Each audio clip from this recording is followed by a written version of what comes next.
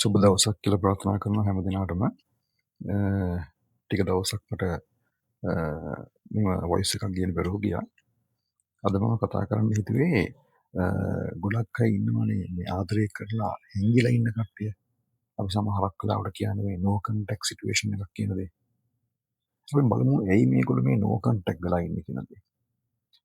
දැන් මේක අහන ඔයාලටත් මේ වගේ අත්දැකීම් ඇවිල්ලා ඇති ඕන තරම්. මොකද ඒ අය මේ no contact වෙලා අද වෙනකොට no contact වෙලා ඉන්න කට්ටිය එහෙම නැත්නම් කිසිම කතා බහක් කරන්නේ නැතුව හැංගිලා ඉන්න කට්ටිය ඇයි ඒගොල්ලන්ට හැංගෙන්න සිද්ධ වෙලා තියෙන්නේ කියලා දේ.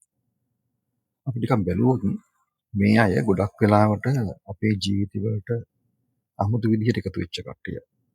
අමුතු විදිහට ඉතාම ඉක්මනින් එකතු වෙලා ඒගොල්ලන්ගේ අවශ්‍යතාවල් ඉෂ්ට සිද්ධ කරගන්න පෙළඹෙනවා. ඒ කියන්නේ සමහරක් වෙලාවට අවුරුදු ගාණක් ආශ්‍රය කරලා වෙන්න පුළුවන්. මොකද ඒගොල්ලන්ගේ අභිප්‍රායන් කරගන්නකම් ඒක මුදල් මේ වෙන්න පුළුවන්. එහෙම නැත්නම් වෙන තෑගි භෝග වෙන්න පුළුවන්. එහෙම නැත්නම් ඒගොල්ලන්ගේ වෙනම සමහරක් වෙලාවට මේ ලිංගිකව ඒ ආශාවන් ඉෂ්ට සිද්ධ කරගන්නකම් වෙන්න පුළුවන්. ඉතින් කෙසේ වෙතත් මේ සියලු දේවල් කරගන්නකම් සමහරට අවුරුදු 2-3ක් වෙන්න පුළුවන්. 4-5ක් ඊට වඩා වැඩි කාලයක් වෙන්න පුළුවන්. ඒගොල්ලෝ අපිට එක්ක ජීවත් වෙනවා. ඒගොල්ලෝ අපිට එක්ක ජීවත් වෙනවා. මේ ජීවත් වෙලා ඒ වෙනකොට ඔයා හිතනවා අපි හිතනවා මෙයා තමයි මගේ හොඳම කෙනා. මෙයාට තමයි මම ගොඩක් ආදරේ. ඇත්ත. මොකද අපි ආදරේ කරන තරම් ඒ කෙනා ඔයාට ආදරේ කරලා නැහැ. ඒ කෙනා මොකද කරන්නේ? ඒ කෙනාට අවශ්‍ය කරන්නේ ඒගොල්ලන්ගේ අවශ්‍යතාවයන් සිද්ධ කරගන්න විතරයි. සමහරට සල්ලි වෙන්න පුළුවන්. එහෙම නැත්නම් වෙන දේවල් සිද්ධ කරගන්න වෙන්න පුළුවන්. එහෙම කරනවා. කරලා ඊට පස්සේ ටිකෙන් ටික එයා ඈත් වෙනවා. එයා කවදාකවත් කිසිම කෙනෙක් ආදරවන්තයෙක් හෝ ආදරවන්තයෙක් තවත් ආදරවන්තයෙක් හෝ වන්තියෙක් හොයාගන්නේ නැතුව තමන්ගෙන් ඈත් වෙන්නේ නැහැ. එයා මොකද කරන්නේ? එයා වෙන කෙනෙක් හොයාගෙන එකපාරම ඔයාගෙන් අපෙන් ඈත් වෙලා යනවා.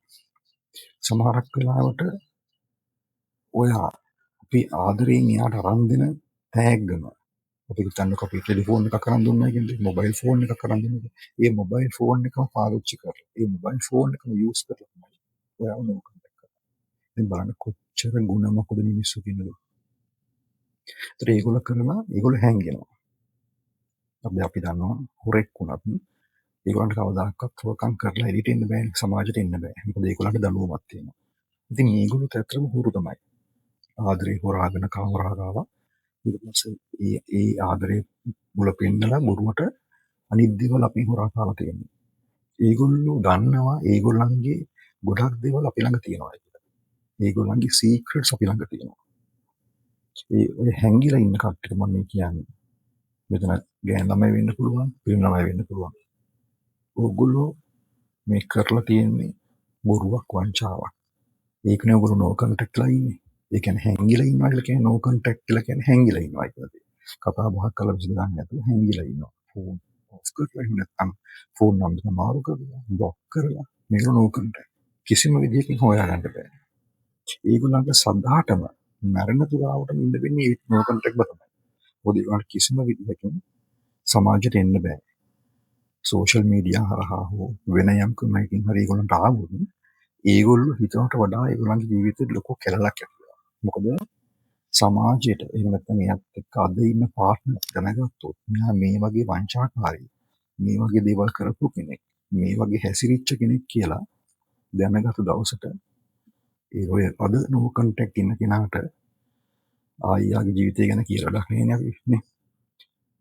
ඒ කෙසේ වෙතත් ඔය නෝ කන්ටැක්ට් ඉන්න මිනිස්සු දැනගන්න ඕනේ එහෙම වෙච්ච අය, එහෙම කරපු අය ඔය නෝ කන්ටැක්ට් කරලා හිටියට ඒගොල්ලන්ට දඬුවමක් ඇති වෙනවා. ඒක සමාජයේ විතරක් නෙමෙයි මේ විශ්වයෙන්ම දඬුවමක් ඇති වෙනවා. මොකද ඒගොල්ලෝ කරලා තියෙන ලොකු වංචාවක්.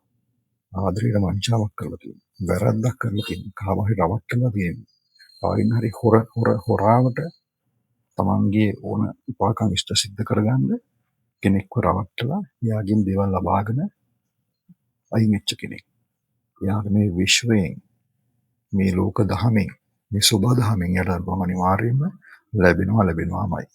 ඒ කෙනා අද සතුටින් ඉන්න පුළුවන්. හැබැයි තව අවුරුද්දකින් වෙන්න පුළුවන්, අවුරුදු 5කින් වෙන්න පුළුවන්, අවුරුදු 10කින් වෙන්න පුළුවන්. සමහරට එයා කසාද බැඳලා දරුවල්ව හදලා ඉන්නවෙන්නත් වෙන්න පුළුවන්. එයාට ඒ කරපු වැරැද්දට දඬුවම හම්බෙනවාමයි. ඒ නිසා මම ඔය කියන්නේ නෝ කන්ටැක්ට් ඉන්න කට්ටිය ප්‍රවේශම් වෙලා ඉන්න. ඒගොල්ලන්ට සමාජයට එන්න බෑ. ආවොත් ඒගොල්ලන්ගේ ජීවිතය ඉතාමත් අනතුරුයි. ඕක තමයි නෝ කන්ටැක්ට් ඉන්න කට්ටියට කියන්න තියෙන්නේ. ඒ නිසා කවදාකවත් මිනිස්සු ඒ වගේ ජරා වැඩ කරන්න එපා. නෝ කන්ටැක්ට් වෙන්න එපා. ප්‍රශ්නයක් තියෙනවා නම් කතා කරලා සුහදව වෙන් වෙන්න. හැබැයි නෝ කන්ටැක්ට් වෙලා ඕගොල්ලෝ නැස්ස කරගන්නේ ඕගොල්ලන්ගේම ජීවිතය. ස්තුතියි.